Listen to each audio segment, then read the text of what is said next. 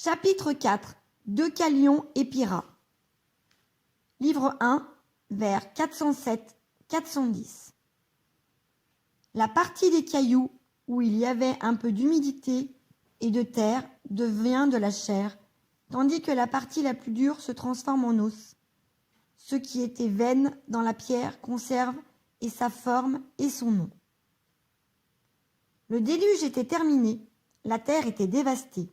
À la vue des grands espaces déserts et désolés, où régnait désormais un morne silence, Deucalion ne put retenir ses larmes et se tourna vers Pyrrha.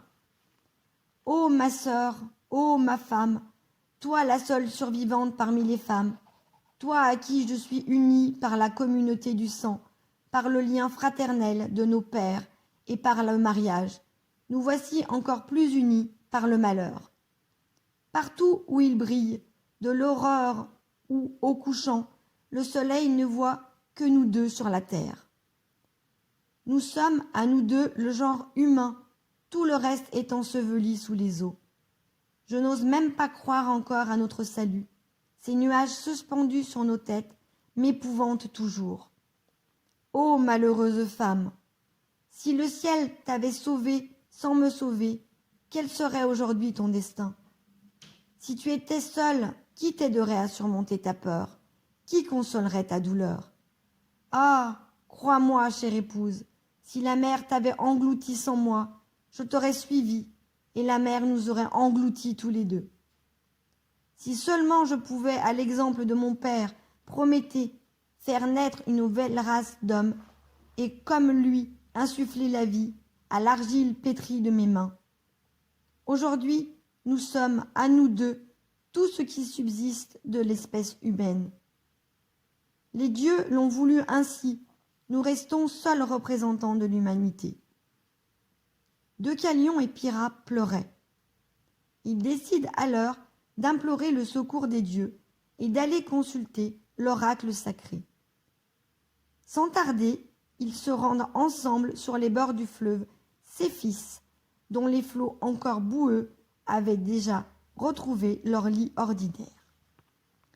Après avoir puisé un peu d'eau dans son cours, ils la versèrent sur leurs têtes et leurs vêtements, en suivant religieusement les rites, puis ils se dirigent vers le sanctuaire de la vénérable déesse Thémis. Le toit de son temple était couvert par la boue et la mousse, le feu de ses autels était éteint. Dès que Deucalion et Pyrrha ont posé le pied sur le seuil du temple, ils se prosternent l'un et l'autre, la face contre terre. Ils baisent le marbre humide avec une sainte frayeur. Si les dieux, disent-ils, se laissent fléchir par les humbles prières des mortels, si on peut encore apaiser leur colère, apprends-nous, ô Thémis, comment réparer la ruine du genre humain. Accorde ton aide, ô déesse miséricordieuse, au monde qui a disparu sous les eaux. Émue par cette prière, la déesse rend cet oracle. Éloignez-vous du temple, voilez-vous la tête, détachez la ceinture de vos vêtements et jetez derrière vous les os de votre grand-mère. Frappés d'étonnement, Deucalion et Pyrrha restent longtemps sans voix. Pyrrha, la première, rompt le silence et refuse d'obéir aux ordres de la déesse. Elle la prie, en tremblant, de lui pardonner, car elle ne veut pas insulter la mémoire de sa grand-mère en dispersant ses os. Cependant, le couple cherche ensemble le sens mystérieux que cachent les paroles surprenantes de l'oracle. Ils les tournent et retournent sans cesse dans leur esprit. Enfin, Deucalion calme l'angoisse de Pyrrha par ces paroles rassurantes. Ou bien je me suis trompée par mon intuition, ou bien l'oracle reconnaît le respect des enfants pour leur famille et ne nous conseille aucun crime. Notre grand-mère, c'est la terre, et les pierres enfermées dans le corps de la terre sont ceux qui l'appellent les eaux. J'en suis convaincue. Voilà ce qu'il nous ordonne de jeter derrière nous. Cette interprétation ébranle Pyrrha.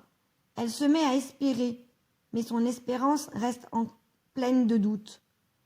Tous deux ont encore tant de méfiance à l'égard des décisions divines.